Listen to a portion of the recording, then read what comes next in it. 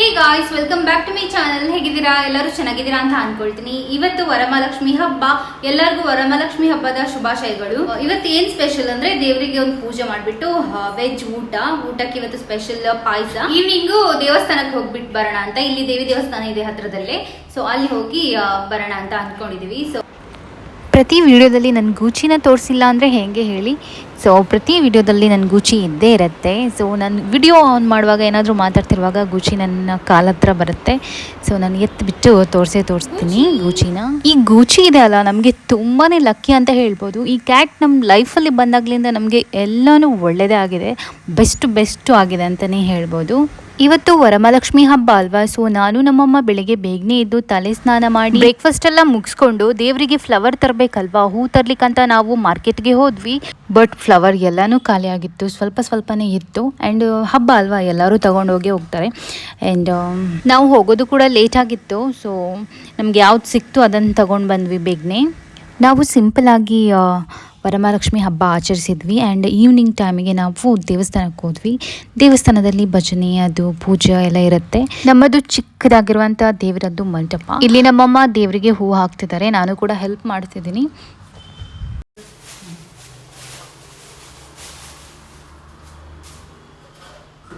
Finally ಈ ಥರ ಕಾಣಿಸ್ತಿದೆ ನಮ್ಮದು ಪುಟ್ಟ ದೇವ್ರದ್ದು ಮಂಟಪ. ಸೊ ಈ ಥರ ಅಲಂಕಾರ ಮಾಡಿದ್ದೀವಿ. ಈಗ ಒಂದು ದೀಪ ಹಚ್ಚಿ ಒಂದು ಆರತಿ ಮಾಡಿ ಪೂಜೆ ಮಾಡ್ತೀನಿ ಅಷ್ಟೇ. ನಮ್ಮ ಕಡೆ ಎಲ್ಲ ಇಷ್ಟೇ ಮಾಡೋದು.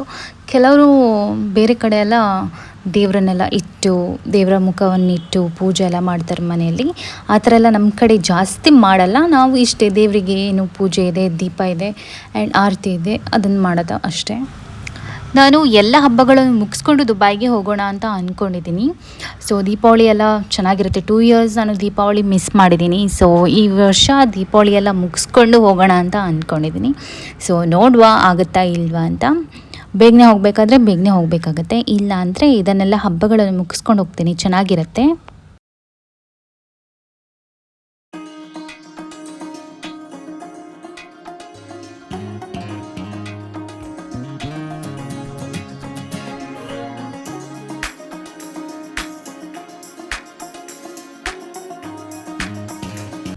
ನಮ್ಮಮ್ಮ ಬೆಳಿಗ್ಗೆ ಬೇಗನೆ ಎದ್ದು ಎಲ್ಲನೂ ಕುಕ್ಕಿಂಗ್ ಮಾಡಿದ್ದಾರೆ.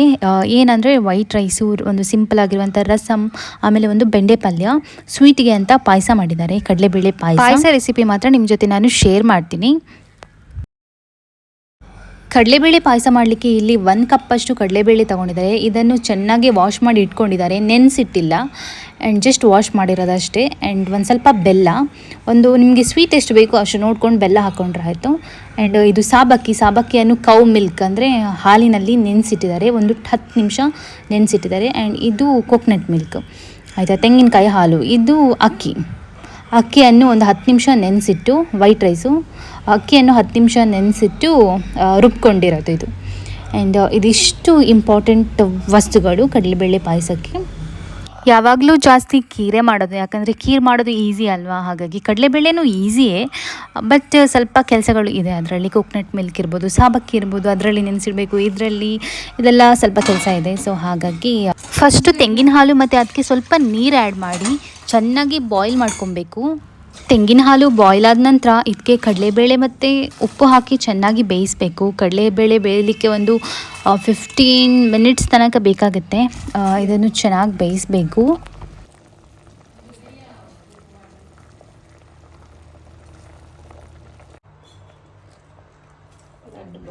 ನೋಡಿ, ಕಡಲೆಬೇಳೆ ಈಗ ಚೆನ್ನಾಗಿ ಬೆಂದಿದೆ. ಇಲ್ಲಿ ಚೆಕ್ ಮಾಡ್ತಿದ್ದಾರೆ ನಮ್ಮಮ್ಮ.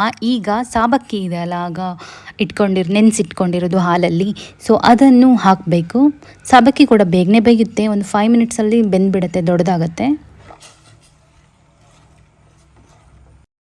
ಇಲ್ಲಿ ನೀವು ನೋಡ್ತಿರ್ಬೋದು, ಸಾಬಕ್ಕಿ ಕೂಡ ಚೆನ್ನಾಗಿ ಬಾಯ್ಲ್ ಆಯಿತು. ಈಗ ಇದಕ್ಕೆ ನಾವು ಆಗ ರುಬ್ಕೊಂಡಿರುವ ಅಕ್ಕಿ ಇದೆ ಅಲ್ವಾ, ಒಂದು ಸ್ವಲ್ಪ ಅಕ್ಕಿ, ಸೊ ಅದನ್ನು ಸ್ಲೋ ಆಗಿ ಹಾಕ್ತಾ ಇರಬೇಕು. ಒಂದು ಸೈಡಲ್ಲಿ ಚೆನ್ನಾಗಿ ತಿರುಗಿಸ್ತಾ ಇರಬೇಕು. ರುಬ್ಕೊಂಡಿರುವ ಅಕ್ಕಿ ಹಾಕಿದ ಮೇಲೆ ಈ ಥರ ಬೇಯ್ತಾ ಈ ಥರ ದಪ್ಪಗಾಗುತ್ತೆ. ಇಲ್ಲಿ ನೋಡ್ತಿರ್ಬೋದು, ನಾವು ಕೈ ಆಡಿಸ್ತಾನೆ ಇರಬೇಕು, ಇಲ್ಲಾಂದರೆ ಅಡಿ ಹಿಡಿಯುತ್ತೆ.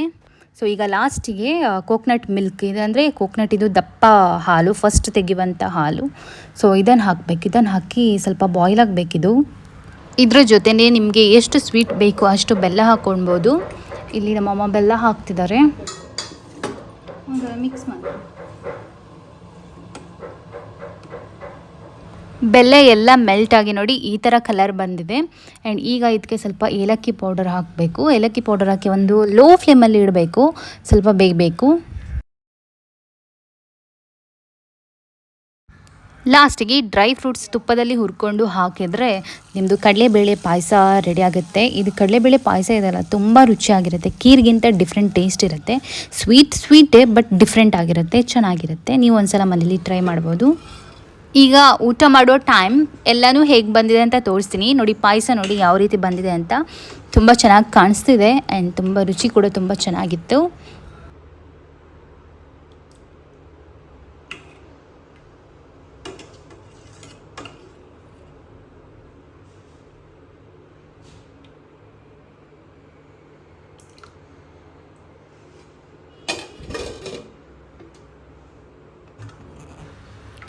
ನೆಕ್ಸ್ಟ್ ಇಲ್ಲಿ ಟೊಮ್ಯಾಟೊ ರಸಮ್ ಮಾಡಿದ್ದಾರೆ. ಒಂದ್ಸಲ ನಾನು ಎಲ್ಲನೂ ತೋರಿಸ್ಬಿಡ್ತೀನಿ.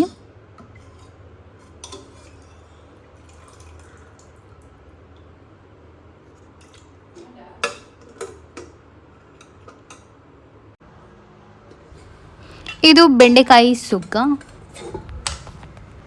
ನನಗೆ ಹಬ್ಬಗಳನ್ನೆಲ್ಲ ಸೆಲೆಬ್ರೇಟ್ ಮಾಡೋದಂದರೆ ತುಂಬಾ ಇಷ್ಟ. ಅದು ಸಿಂಪಲಾಗಿಯೂ ಆಗಿರ್ಬೋದು, ಗ್ರ್ಯಾಂಡಾಗಿಯೂ ಆಗಿರ್ಬೋದು. ಬಟ್ ನನಗೆ ತುಂಬಾ ಇಷ್ಟ ಆಗುತ್ತೆ ಈ ಥರ ಎಲ್ಲ ಮಾಡೋದು. ಪಾಯಸ ಬಿಸಿ ಬಿಸಿ ಆಗಿತ್ತು ಒಂದೇ ಸಲ ಬಾಯಿಗಿಡುವಾಗ. ಸೊ ಇಲ್ಲಿ ನನ್ನ ಎಕ್ಸ್ಪ್ರೆಷನ್ ನೀವು ನೋಡಿರ್ಬೋದು. ಬಟ್ ತುಂಬ ಚೆನ್ನಾಗಿತ್ತು. ಊಟ ಎಲ್ಲ ಮುಗಿಸ್ಕೊಂಡು ನಾವು ಹೊರಟಿರೋದು ದೇವಸ್ಥಾನಕ್ಕೆ. ಇದು ನಮ್ಮದು ಅಪಾರ್ಟ್ಮೆಂಟ್, ಇದು ಲಿಫ್ಟ್. ಇಲ್ಲಿ ನೋಡ್ತಿರ್ಬೋದು. ಲಿಫ್ಟಲ್ಲಿ ಹೋಗುವಾಗ ನಮ್ಮ ಅಮ್ಮನಿಗೆ ಯಾವಾಗಲೂ ಭಯನೇ ಆಗೋದು, ಯಾಕಂತ ಗೊತ್ತಿಲ್ಲ. ನಾನು ಫುಲ್ಲು ಭಯ ಪಡಿಸ್ತೀನಿ.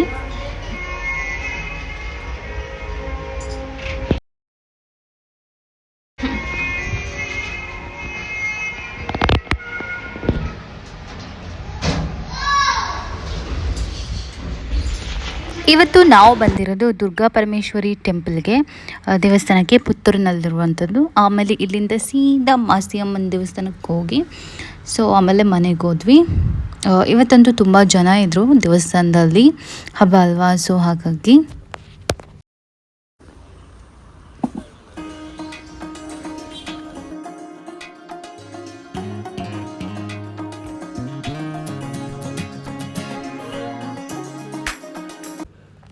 ಓಕೆ ಫ್ರೆಂಡ್ಸ್, ಇದೊಂದು ಚಿಕ್ಕ ವಿಡಿಯೋ. ಈ ವಿಡಿಯೋ ಇಷ್ಟ ಆದರೆ ಒಂದು ಲೈಕ್ ಕೊಡಿ. ಹಾಗೆ ಯಾರೆಲ್ಲ ಸಬ್ಸ್ಕ್ರೈಬ್ ಮಾಡಿದೆ ವಿಡಿಯೋ ನೋಡ್ತಿದ್ದೀರಾ, ಪ್ಲೀಸ್ ಸಬ್ಸ್ಕ್ರೈಬ್ ಮಾಡಿಬಿಟ್ಟು ವಿಡಿಯೋ ನೋಡಿ. ಇನ್ನು ನೆಕ್ಸ್ಟು ಇಂಟ್ರೆಸ್ಟಿಂಗ್ ವಿಡಿಯೋದಲ್ಲಿ ಸಿಗ್ತೀನಿ. ಅಲ್ಲಿ ತನಕ ಬಾಯ್.